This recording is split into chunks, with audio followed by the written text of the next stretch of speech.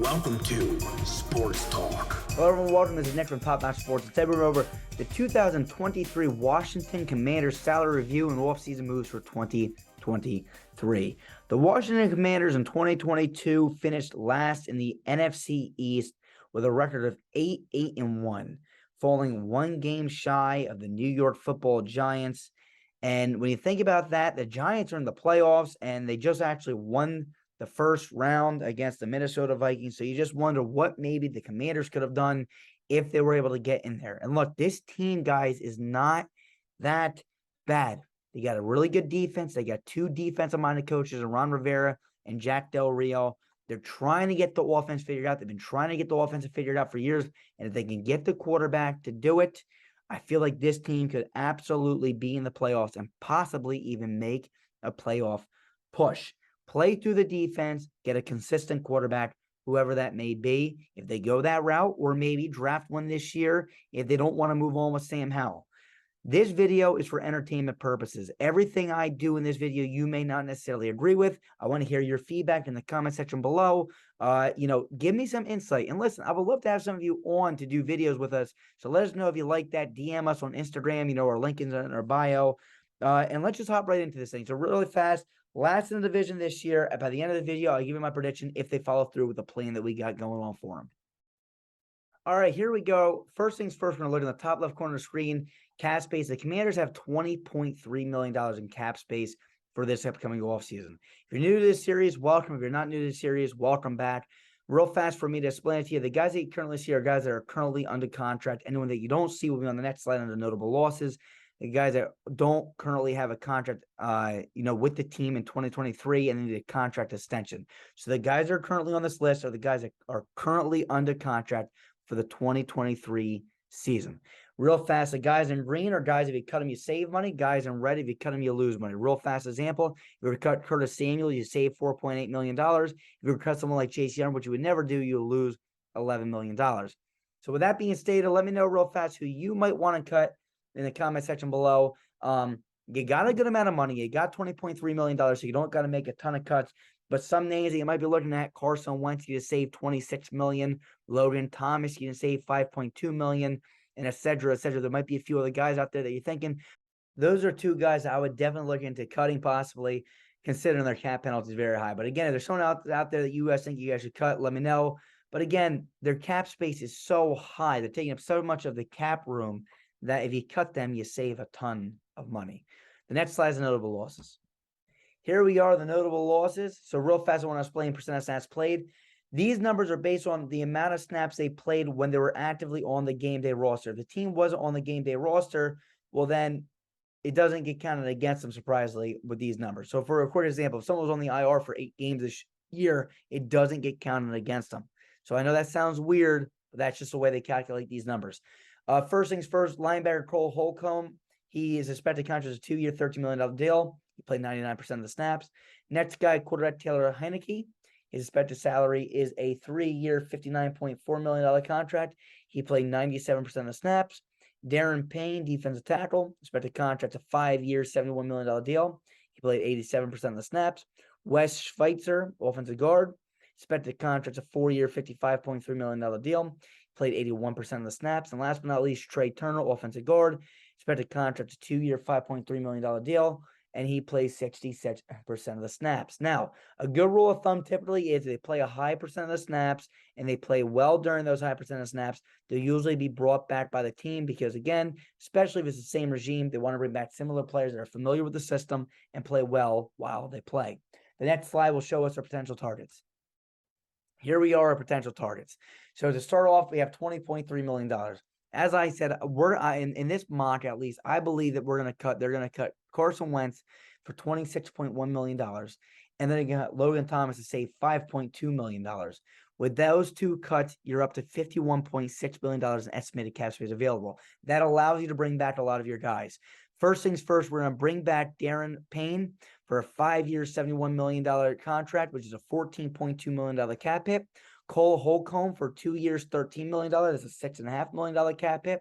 Wes Schweitzer for a 4-year, $55.2 million contract, which is a $13.8 million contract. And tight end Mike Gesicki, we're going to sign him from free agency for a 4-year, $32.8 million deal, $8.2 million cap hit, which totals us at $42.7 million in total cost. Now, you still have $8.9 million remaining cap space. Maybe you go out, you sign 2 more small role players, or one guy that's a little bit, around average for $8 million, depending on the position. But we felt like we'll just roll this money over the 2024 season, save that money for next season so that, you have more money next year to re-sign players, trade for players, make free agent signings, et cetera, et cetera. So we're rolling that over to next year. Here we are now. So what does that do for our team needs? Well, first things first, we're re-signing our offensive guard, Wes Schweitzer. We are re-signing our defensive tackle, Darren Payne, and we're re-signing our linebacker, Cole Holcomb. That fills in 3 of our big needs. With that being stated, now we still got some other big needs that we got to fulfill. What we're saying in the first round, if Anthony Richardson is still there at the Commanders' pick, let's take him. Let's take a shot on him. I know you guys got Sam Howell. I haven't even scouted these guys yet. I got to do my homework, and I will. I do it every single year. You go back and watch my scouting report. I'll let you know what I think about this. But if Anthony Richardson falls all the way to you guys in the first round, you have to definitely consider taking him, okay, to be your future quarterback. Or maybe you go out and get a veteran. Maybe you disagree with me. But again, you don't want to spend $35 million in Jimmy Garoppolo or have to trade for Derek Carr or sign him for $35, $40 million. I mean, look, if you make these 2 cuts, you're at 51. Let's say you bring in Jimmy Garoppolo for 35. You only got $16 million left. So what can you do? Bring back Darren Payne and you're done. You bring in Garoppolo and Payne, and now you're sitting there just like, what am I going to do now? You don't bring back Holcomb. You don't bring back Schweitzer. You don't bring back Gesicki.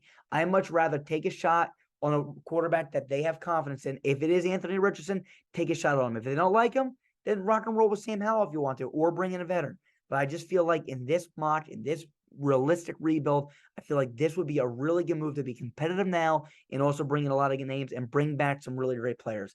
With that being stated as well, I'm sorry, I just realized too, Drew Sanders would be a 2nd-round pick. For some reason, we had 2 third-round picks. So you bring in Drew Sanders in the 2nd round and Kingsley Eguakam in the 3rd round.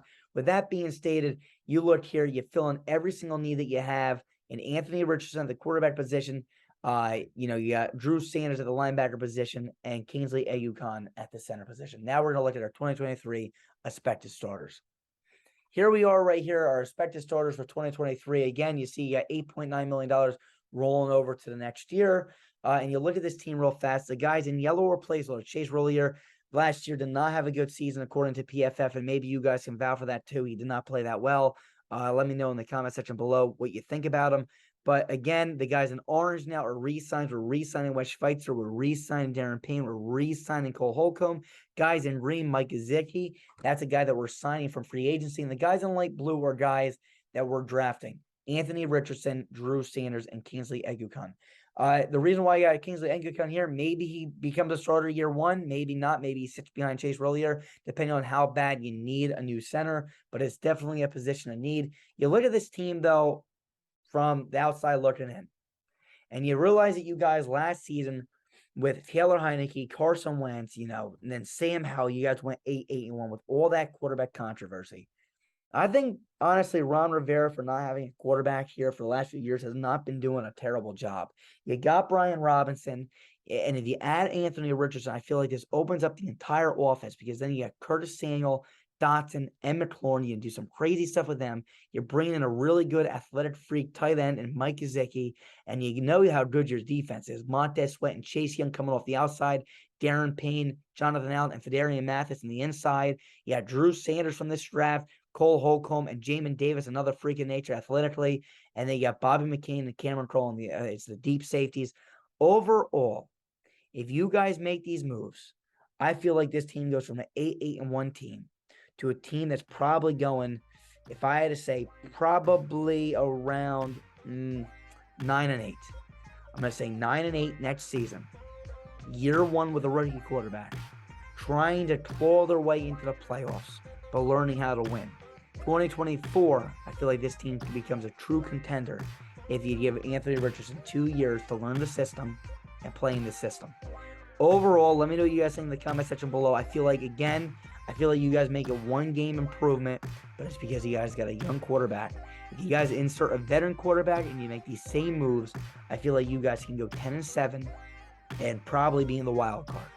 Let me know what you think in the comment section below. Be sure to leave a like and subscribe. These videos take many hours, and I hope to hear your guys' feedback on the Washington Commanders. See you guys soon. Peace. We are Built Better.